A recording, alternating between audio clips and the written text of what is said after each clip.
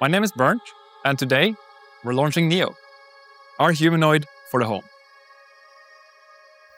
Are you ready to invite a stranger into your home to live with you and share your space? Because we are about to see the next iPhone moment, and no matter which way you look at it, it's a game changer.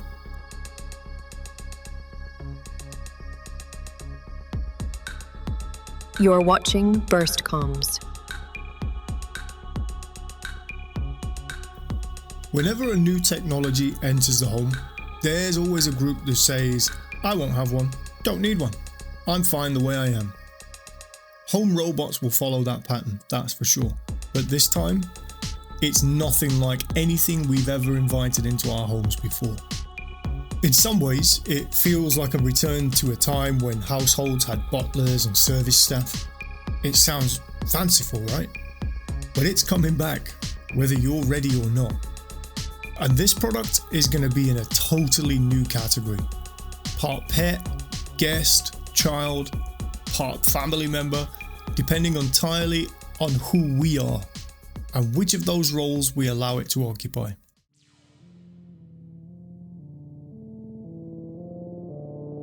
The strangest part about this is many people think this is far off. But how many of you thought the iPhone was close in the years before it launched? How many of you were tapping physical buttons on your Nokia thinking, I'd love a touchscreen and an app store? We're on that same threshold now. The idea is out there, but nobody's taking it seriously. It's treated like UFOs or first contact. One day, but not yet. Well, if Tesla, BYD and a handful of Chinese labs have got their way, you better prepare yourself.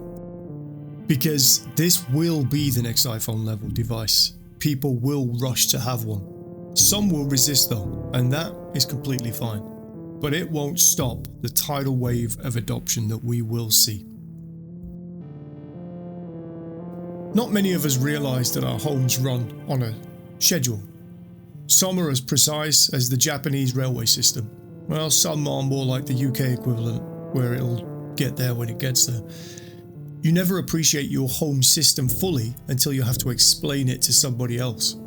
It's a private rulebook of timings, locations and expectations that you make feel safe and grounded. However, when that system suddenly gets a helper or an observer, the way you see normal changes. That baseline of normality might seem mundane, but it's the foundation of your inner world. And when you change the foundation, everything above it shifts.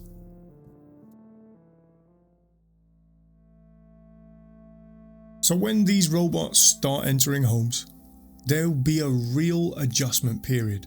You'll have to train it, show it how things are done, and that's where it gets interesting, because shared work is a genuine bonding mechanism for humans. Showing a machine how you do something and then seeing it mimic you will hit harder than most people are ready to understand. Some will find the process creepy, for sure.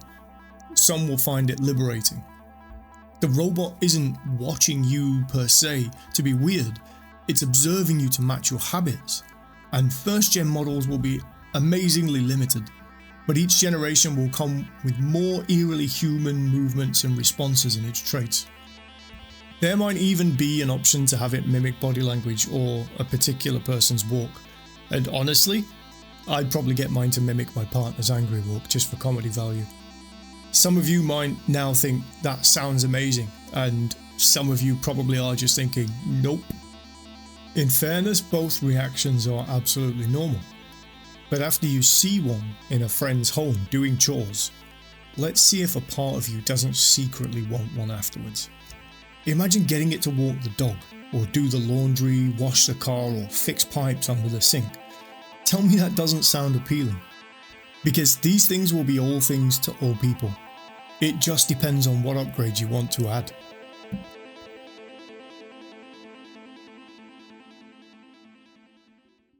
And that brings us to the industry and how these things will be marketed. And we don't need to predict the future to understand this, we just need to look at the past. Smartphones started as communication devices. Now they're mini computers with subscriptions, paid apps, upgrade cycles and feature lock-ins. Cars started as transport, Now they're platforms with monthly fees for connectivity and autopilot features, and the machine becomes the base purchase, and everything after that is a steady stream of optional extras. None of this stands out anymore because we're used to it. So it's reasonable to expect the same approach for your shiny new roommate, cleaner and mechanic. And almost certainly it will only launch as a base model, and the updates and add-ons that follow will be like the Sims expansion packs from EA.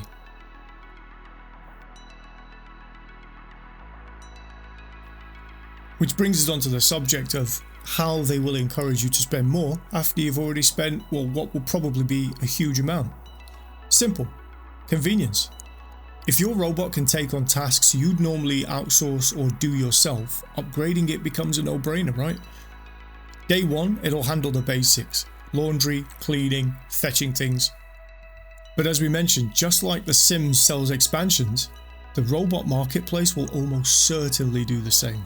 Mechanic upgrade? That'll be an add-on for that. Gordon Ramsay chef pack? There's an app for that too.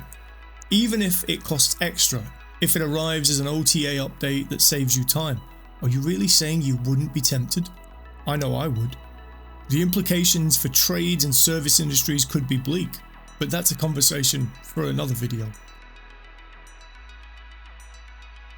Okay, here's where things start to get cool, or chaotic, depending on your viewpoint. The aftermarket.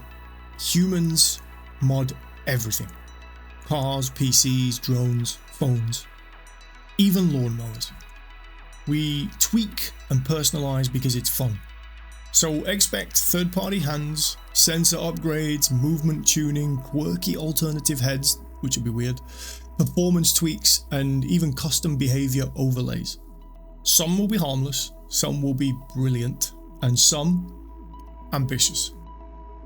Manufacturers will probably threaten to void your warranty. But if the official marketplaces are either dull or expensive, the aftermarket place will rise. And once your warranty expires, all bets are off.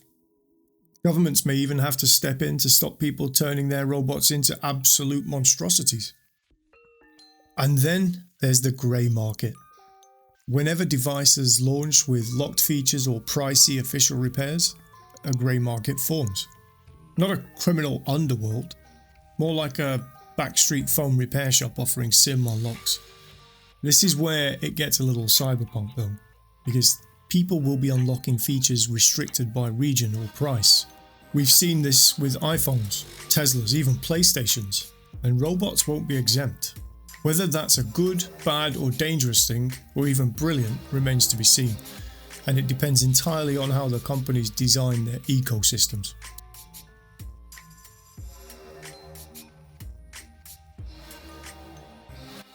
I think it's important to remember though that none of this is guaranteed, but the way the companies commercialize these devices will shape how we adapt to them.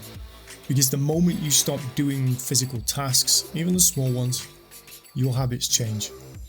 We stand on the edge of something strangely familiar, yet alien. A return to a kind of class system, except this time the roles are human or machine. Removing chores frees time, and what you do with that time will create challenges for some, opportunities for others. Make no mistake, robots won't replace your will, but they might replace the parts of your life you used to consider boring. And that can be good, and that can be bad. It'll probably end up being both. But let's be absolutely clear, there will be a gap between the dream of the ultimate use of these robots and the first generation hardware. The first 2 or 3 generations probably won't match the vision we imagine today. For sure this will take time, real time. Tesla and BYD will likely be first, and they'll set the benchmark as they have done in the past. Just like autopilot today, others will claim to have similar systems, but capability and safety usually tell a different story. Robots will be the same. Cheaper options will exist, but they'll likely be less capable. The market will inevitably be tiered. The true breakthrough though, when the robot genuinely manages the home, will be a later generation.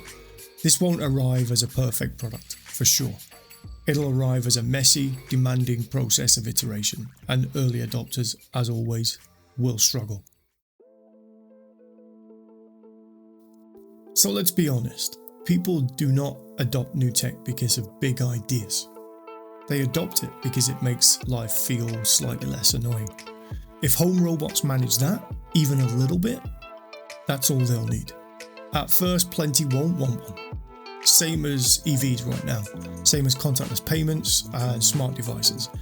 Every new thing starts as an argument, but once a machine saves hours instead of minutes, once it tidies the house, cooks dinner and handles the boring stuff, it stops being a novelty and it becomes common sense. It shifts from interesting tech to why wouldn't you? And therein lies the rub. Not everyone will buy it straight away, but eventually, convenience wins. It always does.